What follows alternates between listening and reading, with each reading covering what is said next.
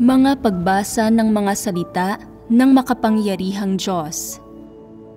Paglalantad sa mga Antikristo.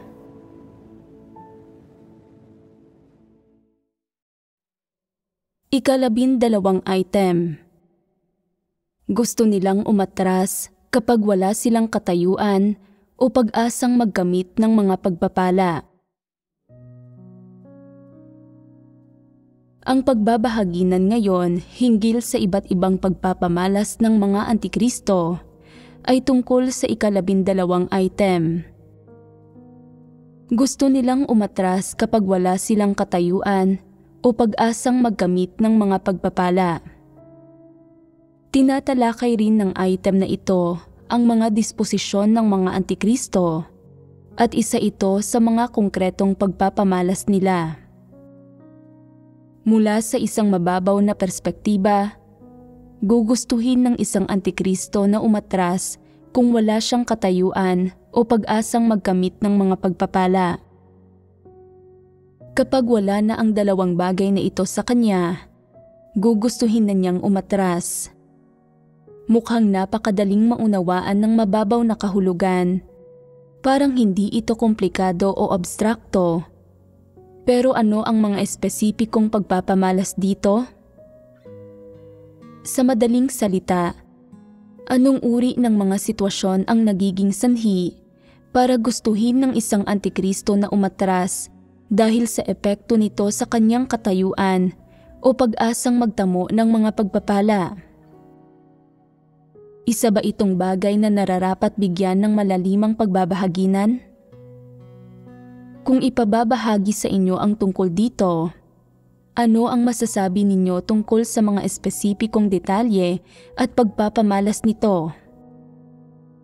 Maaaring sabihin ng ilang tao, napakaraming beses na nating napagbahaginan ang tungkol dito. Mahilig sa katayuan at kapangyarihan ang mga Antikristo. Ikinasisiya nilang magkaroon ng mataas na karangalan. At ang layo nila sa pagkakaroon ng pananalig ay ang pagpalain, koronahan at gantimpalaan sila. Kung mabibigo at mawawala ang pag-asang ito, mawawalan sila ng ganang manampalataya sa Diyos at hindi na nila gugustuhin pang manalig. Magiging ganoon lang ba kasimple gaya ng ilang salitang ito ang pagbabahaginan ninyo tungkol dito? Kung ganoon, kung makukonklusyonan ang pagbabahagi ng ito sa pamamagitan ng ilang pahayag na ito, hindi ka kailanganing magkaroon ng sarili nitong seksyon ang aspektong ito ng mga pagpapamalas ng mga Antikristo sa ating serye ng pagbabahaginan patungkol sa mga pagpapamalas ng mga Antikristo, ni hindi nito tatalakayin ang patungkol sa anumang partikular na kalikasang diwa. Pero, dahil may kaugnayan ang item na ito sa diwa at disposisyon ng mga Antikristo, maging sa personal nilang mga paghahangad at perspektiba tungkol sa pag-iral, kung gayon, maaaring isa itong paksa na maraming aspekto. Kaya, ano ba mismo ang nakapaloob dito? Ibig sabihin, aling mga isyu na kinakaharap ng mga Antikristo ang may kaugnayan sa kanilang katayuan at kanilang pag-asang magtamo ng mga pagpapala. Ano ang mga perspektiba, kaisipan at saloobin nila patungkol sa mga bagay na ito? Siyempre, magkakaroon ng ilang pagkakapareho sa pagitan ng ating pagbabahaginan tungkol sa mga bagay na ito at sa nakaraan nating mga pagbabahaginan tungkol sa mga perspektiba ng mga Antikristo patungkol sa iba't ibang issue. Pero ang focus ng pagbabahaginan ngayon ay naiiba at tinitingnan nito ang issue mula sa ibang anggulo. Ngayong araw, espesipiko tayong magbabahaginan tungkol sa mga pagpapamalas na nahahayag kapag nawalan ng katayuan at ng pag-asang magtamo ng mga pagpapala ang mga Antikristo, na maaaring magpatunay na may hindi tamang perspektiba ang mga Antikristo sa paghahangad at na hindi totoo ang pananalig nila sa Diyos. Mabeberipika rin ng mga ito Nataglay nga ng mga taong ito ang diwa ng isang antikristo. Una, pagharap ng mga antikristo sa pagpupungos. Una, dapat muna nating tingnan ang mga pag-uugaling ipinapamalas ng mga antikristo kapag pinupungusan sila. Kung paano nila hinaharap ang ganoong mga sitwasyon, kung ano ang mga saloobin, kaisipan, at perspektiba nila tungkol sa pagpupungos, at kung ano ang espesipiko nilang sinasabi at ginagawa. Marapat lang na himayin at suriin natin ang mga bagay na ito. Medyo marami-rami na rin ang ibinahagi natin tungkol sa mga paksang may kaugnayan sa pagpupungos.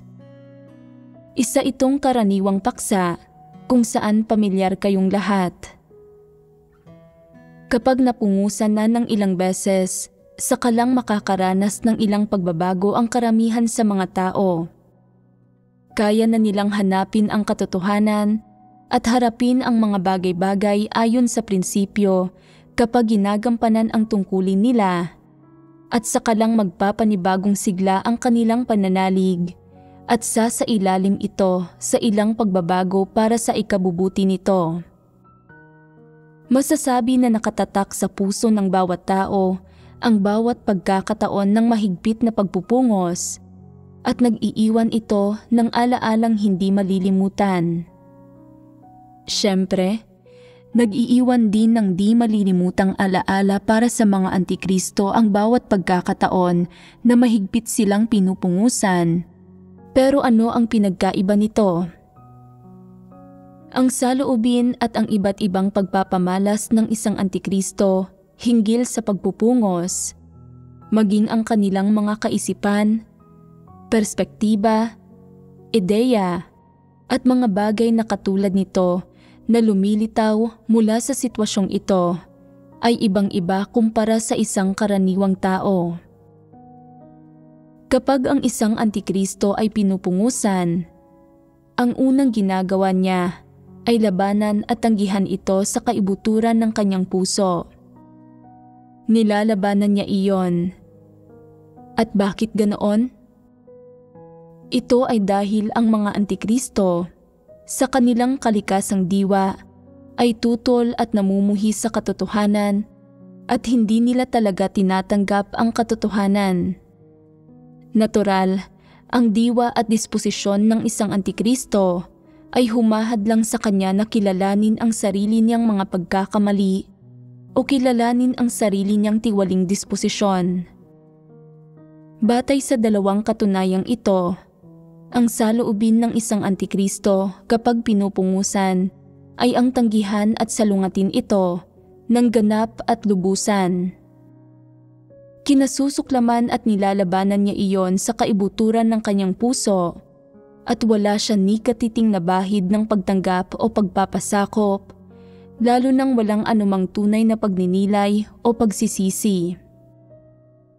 Kapag ang isang antikristo ay pinupungusan, sino man ang gumagawa niyon, tungkol saan man iyon, gaano man katindi ang dahilan kaya siya ang sinisisi sa bagay na iyon, gaano man kalantad ang pagkakamali niya, gaano kalaki ang kasamaang nagawa niya, o ano ang ibinubunga ng kanyang kasamaan para sa gawain ng iglesia, hindi isinasaalang-alang ng antikristo ang alinman dito. Para sa isang antikristo, pinupunteriya siya ng nagpupungos sa kanya o hinahanapan siya ng mali para pahirapan siya. Maaari pa ngang isipin ng antikristo na inaapi siya at ipinapahiya, na hindi siya itinatrato bilang tao at na hinahamak siya at kinukutya. Matapos pungusan ang isang antikristo, hindi niya pinagninilayan kailanman kung ano talaga ang nagawa niyang mali, anong uri ng tiwaling disposisyon ang naipakita niya, at kung hinanap niya ba ang mga prinsipyo kung saan siya dapat tumalima, kung kumilos ba siya alinsunod sa mga katotohanang prinsipyo o tinupad ang kanyang mga responsibilidad hinggil sa usapin kung saan siya pinupungusan. Hindi niya sinusuri o pinagninilayan ang alinman dito, ni hindi niya isinasaalang-alang at pinag-iisipan ang mga isyong ito. Sa halip, hinaharap niya ang pagpupungos ayon sa sarili niyang kagustuhan at may init ng ulo. Sa tuwing pinupungusan ang isang antikristo, mapupuspos siya ng galit, pagsuway at sama ng loob at hindi makikinig sa payo ng sinuman. Hindi niya tinatanggap ang mapungusan at hindi niya nagagawang bumalik sa harap ng Diyos para makilala at mapagnilayan ang kanyang sarili, para lutasin ang kanyang mga kilos na labag sa mga prinsipyo tulad ng pagiging pabasta-basta o panggugulo sa kanyang tungkulin, ni hindi niya ginagamit ang pagkakataong ito para lutasin ang kanyang sariling tiwaling disposisyon. Sa halip, naghahanap siya ng mga dahilan para ipagtanggol ang kanyang sarili, para mapawalang sala ang sarili niya, at magsasabi pa nga siya ng mga bagay na nagpapasimula ng alitan at nag-uudyok sa iba.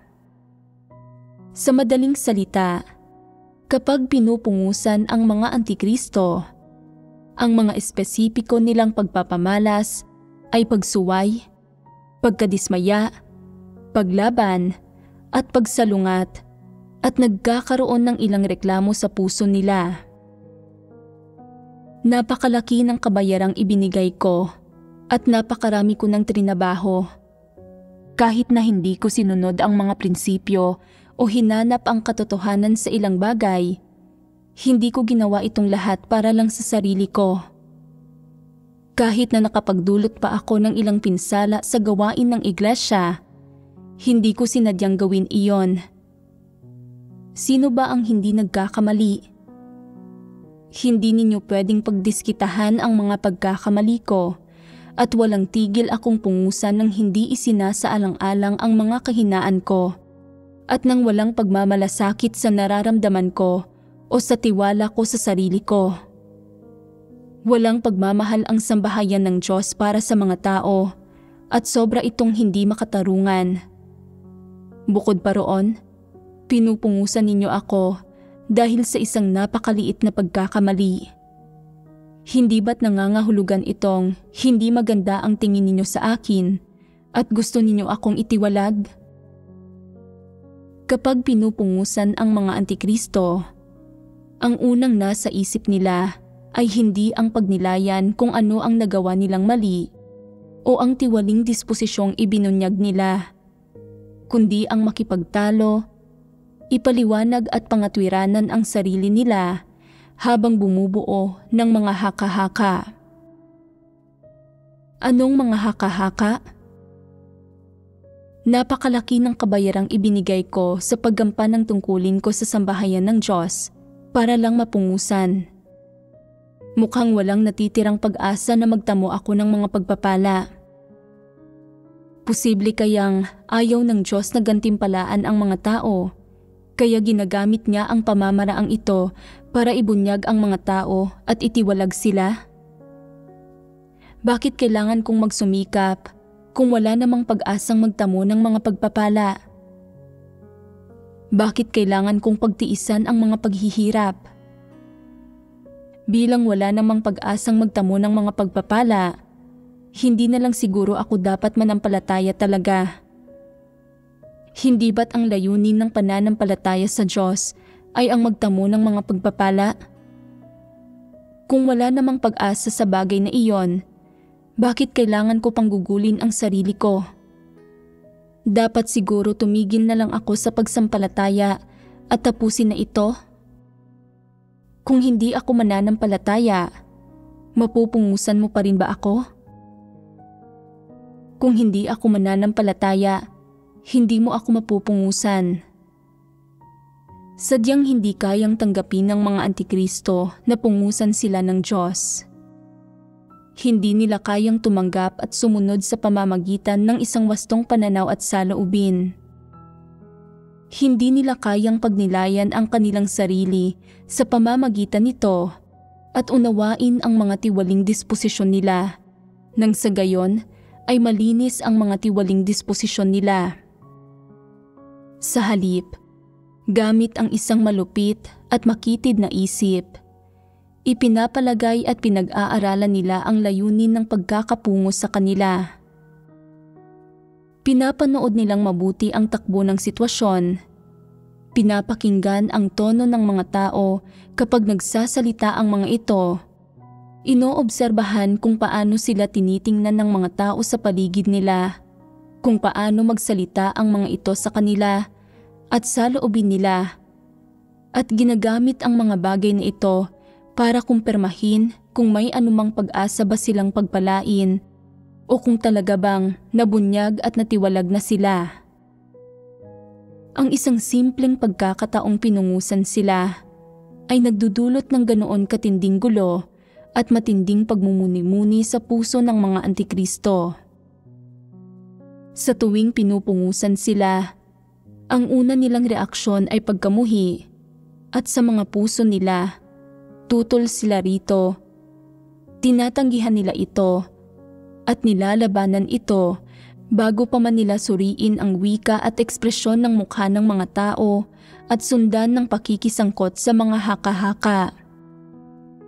Ginagamit nila ang mga utak nila, ang kaisipan nila, at ang hamak na katusuhan nila para panoorin ang takbo ng sitwasyon. Obserbahan kung paano sila tingnan ng mga tao sa paligid nila at pakiramdaman ang saloobin ng mga nakatatandang leader sa kanila. Mula sa mga bagay na ito, hinuhusgahan nila kung gaano pa kalaking pag-asa ang mayroon sila para pagpalain. Kung may katiting ba silang pag-asang pagpalain o kung nabunyag at natiwalag ba talaga sila. Kapag nasusukol sila, sinisimulan muli ng mga antikristo na saliksikin ang mga salita ng Diyos. Sinusubukang makahanap sa mga salita ng Diyos ng tumpak na batayan, ng katiting na pag-asa at ng makakapitan. Kung matapos silang mapungusan, damayan at suportahan sila ng isang tao at tulungan sila ng may mapagmahal na puso, ipinararamdam ng mga bagay na ito na itinuturing pa rin silang miyembro ng sambahayan ng Diyos. Naniniwala silang may pag-asa pa ring pagpalain sila, na matibay pa rin ang pag-asa nila at itataboy nila ang anumang kaisipang umatras. Gayunpaman, sa sandaling mabaligtad na ang sitwasyon, kung saan makikita nila na lumiit at naglaho na ang pag-asa nilang pagpalain, ang unang reaksyon nila ay, kung hindi ako makakapagtamo ng mga pagpapala, hindi na ako mananampalataya sa Diyos. Sino man ang gustong-gustong manampalataya sa Diyos ay maaaring manampalataya sa Kanya. Pero sa ano't ano paman, hindi ko matatanggap na pungusan mo ako at mali ang lahat ng sinasabi mo kapag pinupungusan mo ako. Ayaw kong marinig ito. Ayaw ko itong pakinggan. At hindi ko tatanggaping pungusan ako kahit na sabihin mo pang ito ang pinakakapaki-pakinabang na bagay para sa isang tao. Kapag nakikita nilang naglalaho na ang pag-asa nilang pagpalain, kapag nakikita nilang mawawalan na ng saysay at mawawala na ang matagal na nilang hinahangad na katayuan at mga pangarap na makapasok sa kaharian ng langit, hindi nila iniisip na baguhin ang paraan ng paghahangad nila o baguhin ang mga layong hinahangad nila, kundi iniisip nilang umalis at umatras. Ayaw na nilang manampalataya sa Diyos at iniisip nilang wala na silang pag-asang pagpalain sa pananampalataya nila sa Diyos. Para sa mga antikristo, kung wala na ang kanilang mga pantasya at pag-asa sa mga gantimpala, pagpapala at koronang gusto nilang matamo nang magsimula silang manampalataya sa Diyos, naglalaho ang motibasyon nilang manampalataya sa Diyos Gayon din ang kanilang motibasyong gugulin ang sarili nila para sa Diyos at gampanan ang tungkulin nila. Kapag wala na ang motibasyon nila, ayaw na nilang manatili sa iglesia na magpatuloy pa ng ganito at gusto na nilang abandonahin ang kanilang tungkulin at iwan ang iglesia. Ito ang pawang iniisip ng mga antikristo kapag pinupungusan sila at ganap na nasisiwalat ang kalikasang diwa nila. Sa kabuuan, kapwa sa sinasabi nila at sa ginagawa nila, hindi kailanman tinatanggap ng mga antikristo ang katotohanan. Ano ang isang disposisyong hindi tumatanggap sa katotohanan? Hindi ba't pagtutol ito sa katotohanan? Iyon nga mismo ito. Ang simpleng bagay na mapungusan sa sarili nito ay napakadaling tanggapin. Una, walang masamang hangarin sa parte ng taong pumupungo sa kanila. Pangalawa, tiyak na kung titingnan ang mga bagay kung saan pinupungusan ang mga antikristo, malamang na sinalungat nila ang mga pagsasaayos ng sambahayan ng Diyos at sinalungat ang mga katotohanang prinsipyo na may kamalian o may nakalusot sa gawain nila na nakapagdulot ng pagkagambala at kaguluhan sa gawain ng iglesia. Pinupungusan sila dahil sa karumihan ng kalooban nila bilang tao, dahil sa tiwaling disposisyon nila, at dahil kumikilos sila ng walang pakundangan dahil sa kawalan ng pagkaunawa sa mga katotohanang prinsipyo. Ito ay isang napakanormal na bagay. Sa buong mundo, may mga panuntunan at regulasyon ang anumang malaking organisasyon, anumang grupo o kumpanya, at ang sino mang lalabag sa mga panuntunan at regulasyong ito ay dapat maparusahan at maituwid. Normal lang talaga ito at tama lang. Gayunpaman, itinuturing ng isang antikristo ang tamang pagtutuwid bunga ng kanyang paglabag sa mga panuntunan at regulasyon bilang pagpapahirap sa kanya ng iba, di patas na pagpaparusa sa kanya, paghahanap ng mali sa kanya, at pagdudulot ng problema sa kanya. Ganoon ba ang saloobin ng pagtanggap sa katotohanan? Napakalinaw namang hindi. Kung walang saloobin ng pagtanggap sa katotohanan, posible ba para sa isang taong kagaya nito na maiwasang magkamali at magdulot ng mga pagkagambala at kaguluhan sa paggawa niya ng tungkulin niya? Tiyak na hindi. Nababagay bang gumampan ng isang tungkulin ang ganitong uri ng tao? Kung tutuusin, hindi. Malamang na hindi magiging mahusay ang ganitong klase ng tao sa anumang gawain.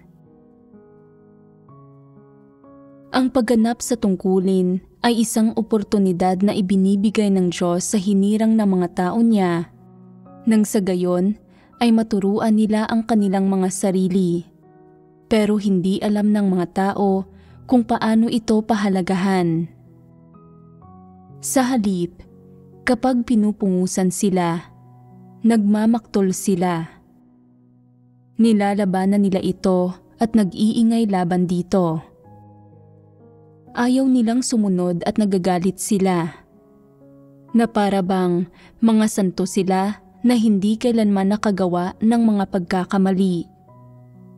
Sino sa mga tiwaling tao ang hindi nagkakamali? Napakanormal na bagay ang magkamali. Pasalita ka lang pinupungusan ng sambahayan ng Diyos. Hindi ka nito sinisisi o kinokondena dahil dito, lalo namang hindi ka nito sinusumpa. Minsan, posibleng medyo marahas ang pagpupungos na ito. Maaaring matalas o di kaaya-ayang pakinggan ang mga salita at pwedeng masaktan ang damdamin mo. Iyong mga nakapagdulot ng pinsala sa mga pananalapi o kagamitan ng sambahayan ng Diyos ay didisiplinahin ng sambahayan ng Diyos gamit ang mga multa o sa pamamagitan ng paghingi ng bayad pinsala. Mabibilang ba iyon na marahas? O maituturing ba itong wasto? Hindi ka hinihingang magbayad ng doble, ni hindi ka kinikikilan. Kailangan mo lang bayaran ang ganoon ding halaga. Hindi ba't wasto lang naman talaga iyon? Mas magaan pa ito kaysa sa mga multang sinisingil sa ilang bansa sa mundo. Sa ilang lungsod, pagmumultahin ka ng mabigat dahil lang sa pagdura sa lupa o pagkakalat ng basurang papel.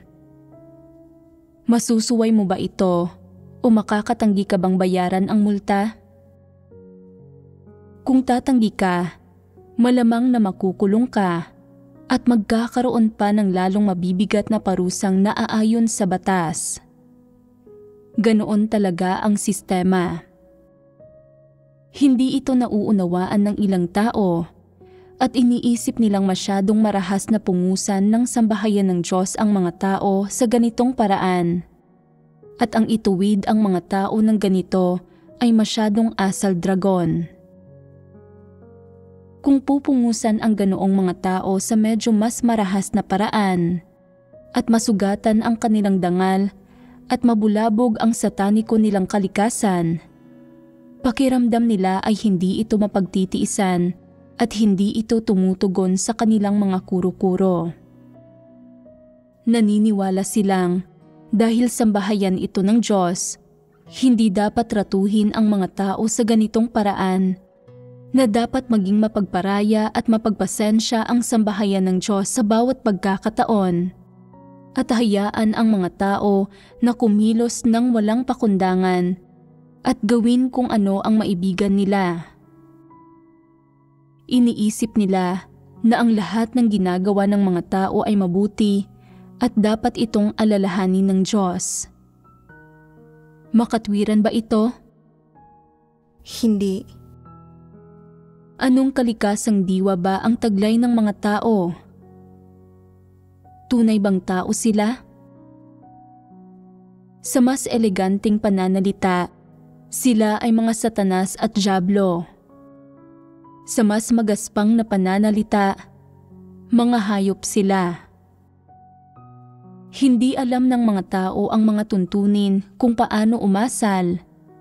Lubhas silang di kaaya-aya at sa katamad, mahilig sa kalayawan at ayaw naman sa mabigat na trabaho at gusto nilang nag-aamok at gumagawa ng masasamang bagay. Ang pinakamalala pa nito, laging nais ng karamihan sa mga gumaganap ng tungkulin sa sambahayan ng Diyos na bitbit-bitbit nila ang mga pilosopiya ng sekular na mundo para sa mga makamundong pakikitungo, pamamaraan at masasamang kalakaran. Ibinubuhos pa nga nila ang kanilang enerhiya sa pananaliksik, pag-aaral at panggagaya sa mga bagay na ito. At bunga nito, nakalilikha ang mga ito ng ligalig at kaguluhan sa ilang gawain ng sambahayan ng Diyos. Hindi ito matitiis ng lahat at sinasabi pa nga ng ilang kapatid na bago sa pananalig na hindi relihiyoso ang mga taong ito, na naaayon sa mga makamundong kalakaran ang mga kilos nila at malayong malayo ang mga ito sa mga kilos ng isang Kristiyano. Hindi matanggap kahit ng mga bagong mananampalatayang ito ang mga kilos ng mga taong ito. Ang mga taong ito ay nagbibigay ng kaunting kabayaran, may kaunting sigla at kakaunting motibasyon at kabutihang loob at dinadala nila sa loob ng sambahayan ng Diyos ang anumang walang katuturang bagay na natutunan nila at ginagamit nila ito sa kanilang tungkulin at gawain at bunga nito, nagdudulot sila ng mga pagambala at panggugulo sa gawain ng iglesia at napupungusan sila sa bandang huli. Hindi ito nauunawaan ng ilang tao. Hindi ba't sinabi ng Diyos na aalalahanin niya ang mabubuting gawa ng mga tao? Kung gayon, bakit ako pinupungusan dahil sa pagganap ko sa aking tungkulin? Bakit hindi ko ito maunawaan? Paano ba natutupad ang mga salita ng Diyos? Maaari nga kayang mga walang laman at matatayog pakinggang salita lang ang lahat ng iyon? Kung gayon, bakit hindi ka magnilay-nilay kung mabubuting gawa ba na nararapat alalahanin ang mga ginawa mo? Ano ba ang hiningi ng Diyos sa iyo? Nakakatugon ba sa wastong asal ng mga santo ang tungkuling ginampanan mo, ang gawaing ginawa mo, at ang mga ideya at suhestyong ibinigay mo? Umaayon ba ang mga ito sa mga hinihinging pamantayan ng sambahayan ng Diyos? Naisip mo ba ang tungkol sa patotoo ng Diyos at pangalan ng Diyos? Isinaalang-alang mo ba ang reputasyon ng sambahayan ng Diyos? Isinaalang-alang mo ba ang wastong asal ng mga santo? Tinatanggap mo bang isa kang Kristiyano? Hindi mo isinaalang-alang ang alinman dito, kaya ano ba talaga ang nagawa mo? Nararapat bang alalahanin ang mga ginawa mo? Ginulo mo ang gawain ng iglesia at pinungusan ka lang ng sambahayan ng Diyos nang hindi binabawi ang karapatan mong gumanap ng tungkulin. Ito ang pinakadakilang pag-ibig, ang pinakatotoong pagmamahal. Gayunpaman, naiinis ka. May kahit anong dahilan ka ba para mainis?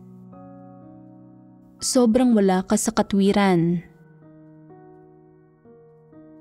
May ilang tao na 2 o 3 taon pa lang nananampalataya sa Diyos at ang mga kilos nila, ang paraan kung paano sila magsalita at tumawa, at ang mga pananaw na ibinubunyag nila, maging ang mga ekspresyon ng mukha nila at galaw kapag nakikipag-usap sila sa iba ay hindi kaaya-aya, at ipinapakita ng mga ito na lubos silang walang pananampalataya at hindi mananampalataya.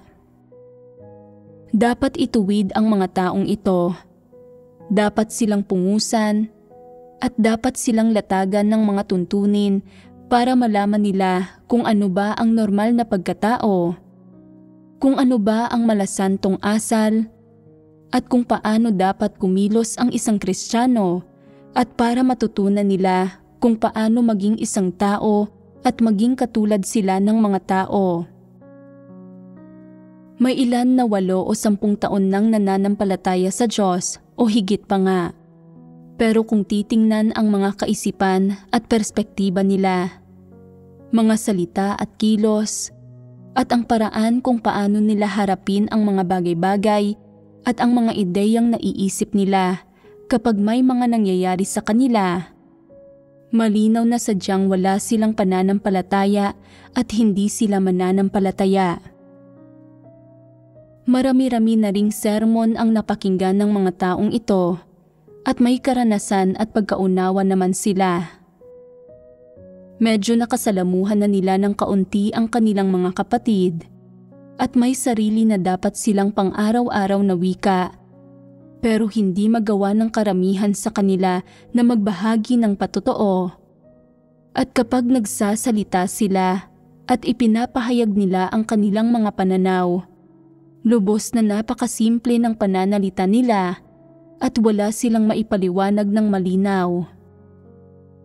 Tunay ngang mahirap, kaawa-awa at bulag sila. Malinaw na nakakaawa talaga ang hitsura nila. Kapag gumanap ng tungkulin at humawak ng kaunting responsibilidad ang ganoong tao, lagi itong mapupungusan. Hindi ito maiiwasan. Bakit siya pupungusan? Ito ay dahil masyadong nilalabag ng mga kilos niya ang mga katotohanang prinsipyo, ni hindi niya maabot ang konsensya at katwiran ng mga normal na tao at nagsasalita at kumikilos siya gaya ng mga walang pananampalataya, na para bang kinuha ang isang walang pananampalataya para gawin ang gawain ng sambahayan ng Diyos. Kaya, kumusta naman ang kalidad ng kinalabasang gawain ng mga taong ito sa pagganap nila sa kanilang mga tungkulin? Ano ang halaga nito? May anumang bahagi ba sila na mapagpasakop? Hindi ba't masyado silang maraming problema at nagdudulot lang sila ng mga pagkagambala at kaguluhan? Kung gayon, hindi ba't dapat pungusan ang mga taong ito?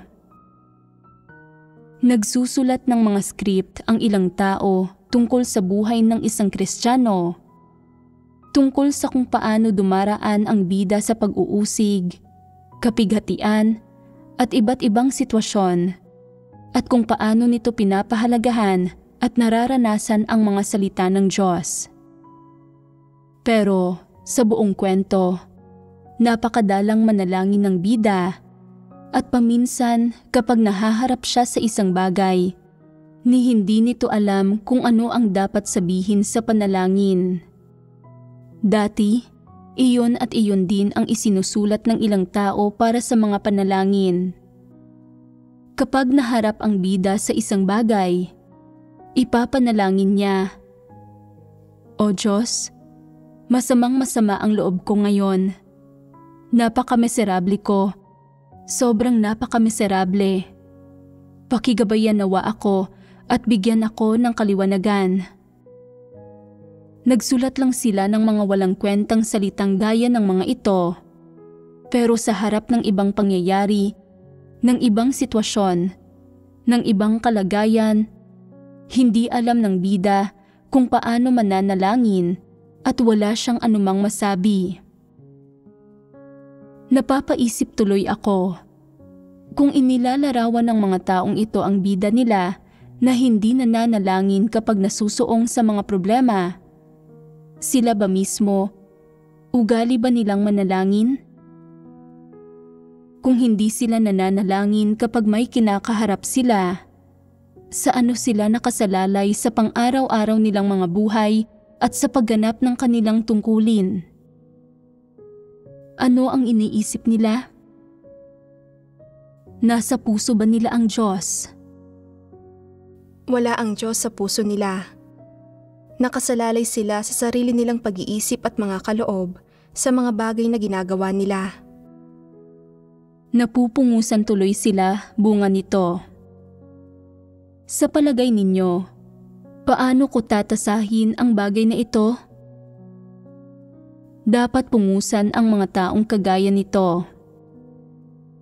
Ang mga taong ito na walang progreso, na may mga utak pero walang mga puso, ay ilang taon ng mga mananampalataya, pero wala silang ideya kung ano ang sasabihin nila sa mga panalangin kapag nahaharap sa isang issue. Wala silang masabi sa Diyos, ni hindi sila marunong magsabi ng saloobin nila sa Diyos, at wala silang puso sa pusong ugnayan sa Diyos. Ang Diyos ang siyang pinakamalapit sa iyo, ang siyang pinakakarapat-dapat sa pagtitiwala at pag-asa mo, pero wala kang kahit anong masabi sa Kanya. Pwes, para kanino mo inilalaan ang pinakamalalalim mong saloobin? Kahit na para kanino pa ito, kung wala kang anumang masabi sa Diyos, kung gayon, anong klaseng tao ka? Hindi ba't isa kang taong lubhang walang pagkatao?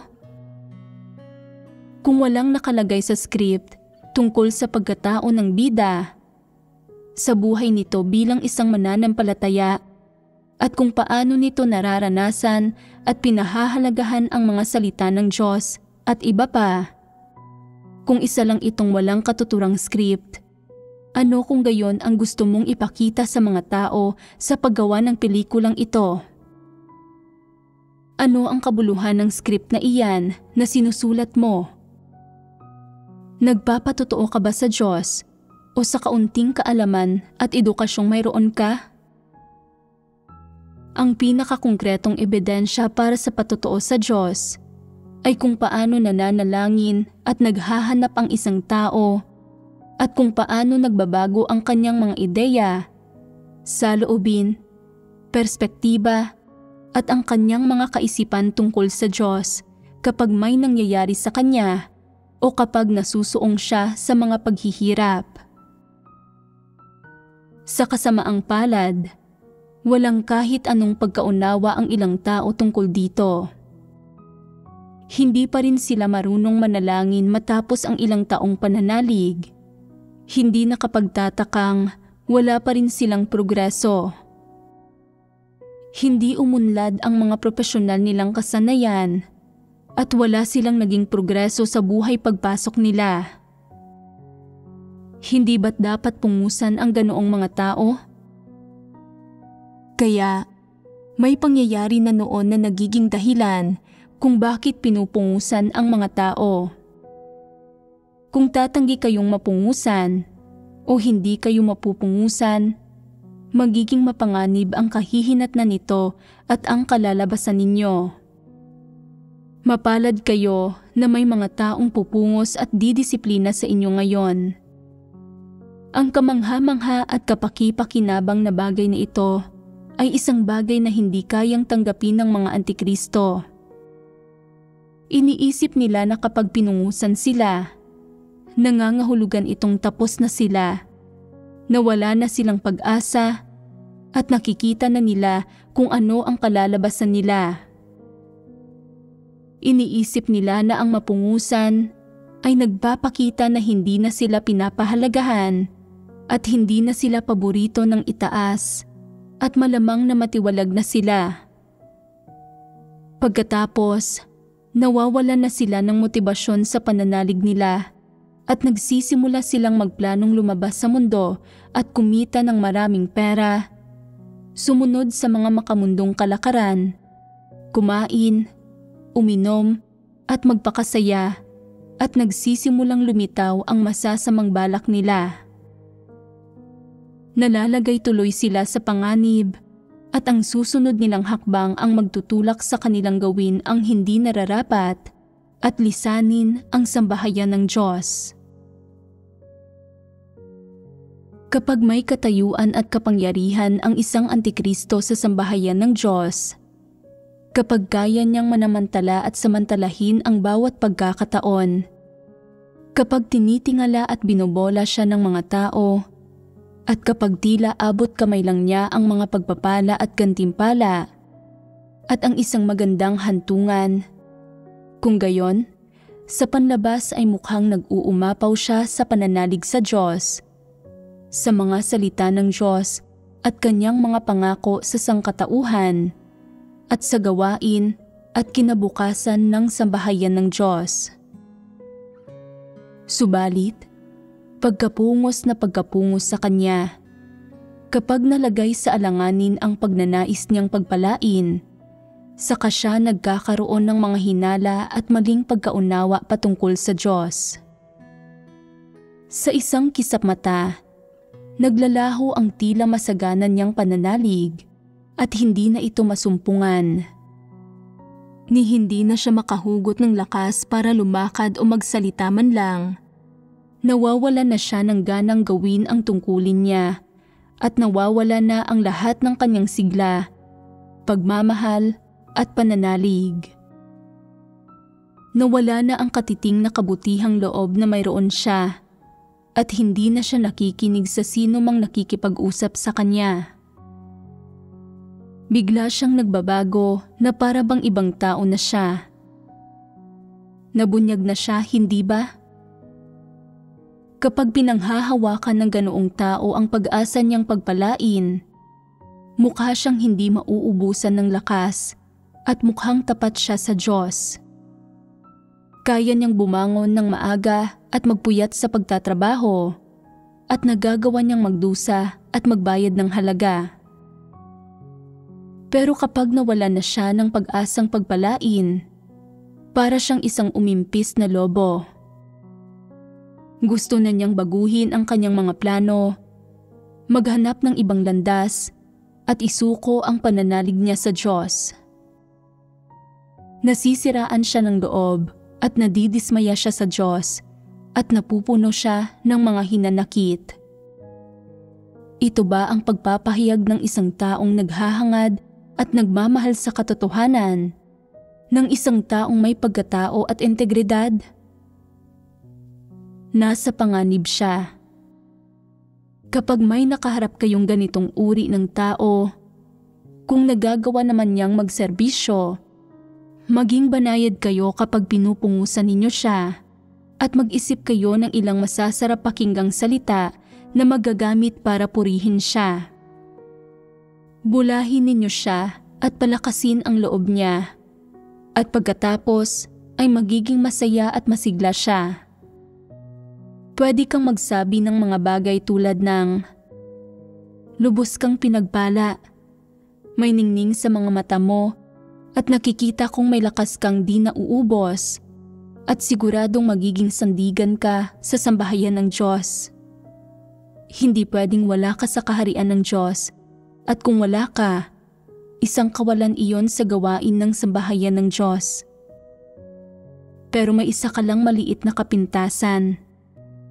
Mapagtatagumpayan mo ito sa pamamagitan ng kaunting tiyaga at kapag naayos mo na iyon, magiging ayos na ang lahat at tiyak na mapapasa iyo ang pinakadakilang korona sa lahat. Kapag may ginawang mali ang ganitong tao, pwede mo siyang pungusan ng harap-harapan. Paano mo iyon dapat gawin? Sabihin mo lang, "Napakatalino mo. Paano mo nagawang magkamali ng ganoon kasimple?" Hindi dapat nangyari iyon. Ikaw ang may pinakamahusay na kakayahan at ikaw ang pinakaedukado sa team natin. At ikaw ang pinakaprestihiyoso sa atin. Hindi dapat ikaw ang siyang nakagawa ng ganitong pagkakamali. Nakakahiya naman. Tiyakin mong hindi na mauulit ang ganitong pagkakamali dahil kung hindi, ay siguradong magiging masakit ito sa Diyos. Kapag inulit mo pa ito, sisirain ito ang reputasyon mo. Hindi ko ito sasabihin sa iyo sa harapan ng lahat. Lihim ko itong ipinapaalam sa iyo para hindi magkaroon ng anumang ideya ang mga kapatid tungkol sa iyo. Gusto ko lang matiyak na hindi ka mapapahiya at maisasaalang-alang ko ang damdamin mo, hindi ba? Tingnan mo nga, hindi ba't mapagmahal ang sambahayan ng Diyos? Pagkatapos ay sasabihin niyang, "Oo." Ano na ang kasunod? At sasagot siya, "Pagbutihan pa ang trabaho." Ano ang tingin ninyo sa pagtrato ng ganoon sa kanila? Gusto lang ng ganoong klase ng tao na magtamo ng mga pagpapala sa pamamagitan ng pagtatrabaho. Hindi niya kailanman hinahanap ang mga katotohanang prinsipyo sa mga salita o kilos niya. At hindi niya tinatanggap ang katotohanan sa anupamang paraan. Hindi niya kailanman iniisip kung dapat ba niyang sabihin ang mga sinasabi niya o gawin ang mga ginagawa niya. Ni hindi niya isinasaalang-alang ang mga kahihinatnan ng mga ginagawa niya. Ni hindi siya nananalangin, nagbubulay-bulay, naghahanap o nakikipagbahaginan. Ginagawa lang niya ang mga bagay ayon sa sarili niyang mga ideya at ginagawa niya ang anumang maibigan niya. Kapag pinipinsala ng isang tao ang kanyang dangal o mga interes sa pamamagitan ng isang bagay na sinabi o ginawa nito, isinisiwalat ang mga kapintasan o problema niya o nagbibigay ng makatwirang suhestyon sa kanya, umuusok siya sa galit, nagtatanim ng sama ng loob, at gusto niyang maghiganti, at sa mas malalalang kaso, gusto na niyang talikuran ang kanyang pananalig at iulat ang iglesia sa malaking pulang dragon. May paraan tayo para harapin ang ganitong uri ng tao, at iyon ay ang iwasang pungusan siya, at sa halip ay pamihasain na lang siya. Katatapos lang nating magbahaginan tungkol sa kung paanong kapag pinupungusan ang mga antikristo, lagi nila itong iniuugnay sa mga pag-asam nilang magtamo ng mga pagpapala. Ang saloobin at pananaw na ito ay mali at mapanganib. Kapag may tumutukoy sa mga kapintasan o problema ng isang antikristo, pakiramdam nila ay nawalan na sila ng pag-asang magtamo ng mga pagpapala. At kapag pinupungusan sila o dinidisiplina o sinasaway, pakiramdam din nila ay nawalan na sila ng pag-asang makapagtamo ng mga pagpapala. Sa sandaling hindi umayon ang isang bagay sa gusto nila o sa kanilang mga kuro-kuro, sa sandaling mailantad sila at mapungusan, nasa pakiramdam nila ay nasaktan ang kanilang pagpapahalaga sa sarili. Iniisip nila kaagad kung wala na ba silang pag-asang makapagtamo ng mga pagpapala. Hindi ba't napakasensitibo nila? Hindi ba't sobra-sobra ang pagnanais nilang magtamo ng mga pagpapala? Sabihin mo sa akin, hindi ba nakakaawa ang gayong mga tao? Talagang nakakaawa sila. At sa anong paraan sila nakakaawa? May kaugnayan ba ang pagtatamo ng mga pagpapala ng isang tao sa pagpupungos sa kanya? Walang kaugnayan ang mga iyon sa isa't isa. Kung gayon, bakit kaya pakiramdam ng mga antikristo ay nawala na sila ng pag-asang magtamo ng mga pagpapala kapag pinupungusan sila? Hindi ba't may kinalaman ito sa kanilang hinahangad? Ano ang kanilang hinahangad? Magtamo ng mga pagpapala. Hindi nila binibitiwan ang kanilang pagnanais at intensyong magtamo ng mga pagpapala. Layo na nilang magtamo ng pagpapala sa simula pa lang ng kanilang pananampalataya sa Diyos. At bagamat maraming sermon na ang napakinggan nila, kailanman ay hindi nila tinanggap ang katotohanan. Hindi nila kailanman isinuko ang kanilang pagnanais at intensyong magtamo ng mga pagpapala. Hindi pa nila naituwid o nabago ang kanilang mga pananaw tungkol sa pananampalataya sa Diyos, at ang kanilang intensyon sa paggawa sa kanilang tungkulin ay hindi pa nagagawang dalisay. Lagi nilang ginagawa ang lahat ng bagay habang mahigpit silang nakakapit sa kanilang pag-asa at intensyong magtamo ng mga pagpapala. At sa huli, kapag malapit nang mawasak ang mga plano nilang magtamo ng mga pagpapala, sumisiklab ang galit nila at buong pait na nagrereklamo. Nasa wakas ay inilalantad ang pangit na kalagayan ng kanilang pagdududa sa Diyos at ang kanilang pagtanggi sa katotohanan. Hindi ba't nililigawan nila ang kamatayan? Gayon ang di maiiwasang kahihinatnan ng hindi man lang pagtanggap ng mga antikristo sa katotohanan, ni ng pagtanggap sa pagpupungos. Sa karanasan nila sa gawain ng Diyos, nalalaman ng lahat ng hinirang na mga tao ng Diyos na ang paghatol ng Diyos, paggastigo at ang kanyang pagpupungos ay kanyang pagmamahal at mga pagpapala. Subalit naniniwala ang mga antikristo na sinasabi lamang ito ng mga tao at hindi sila naniniwala na ito ang katotohanan. Kaya, hindi nila itinuturing na mga aral na dapat matutuhan ang pagpupungos, ni hindi nila hinahanap ang katotohanan o pinagninilayan ang kanilang sarili. Bagkus, naniniwala sila na ang pagpupungos ay nagmumula sa kagustuhan ng tao, na iyon ay sadyang pagpapahirap, batbat ng mga intensyon ng tao, at tiyak na hindi nagmumula sa Diyos. Pinipili nilang labanan at baliwalain ito at pinag-aaralan pa kung bakit sila tinatrato ng gayon ng isang tao.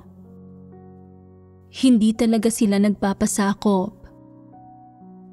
Iniuugnay nila ang lahat ng nangyayari sa pagganap ng kanilang tungkulin sa pagtatamo ng mga pagpapala at gantimpala at itinuturing nilang pinakamahalagang hangarin sa kanilang buhay ang pagtatamo ng mga pagpapala. Gayon din ang huli at pinakamataas na layon ng pananampalataya nila sa Diyos. Nagsusumikap sila para sa kanilang intensyong magtamo ng mga pagpapala. Paano man nagbabahagi ang sambahayan ng Diyos tungkol sa katotohanan at hindi ito binibitiwan, iniisip na ang pananampalataya sa Diyos na hindi alang-alang sa pagtatamo ng mga pagpapala ay kahangalan at kalokohan, na isang malaking kawalan iyon.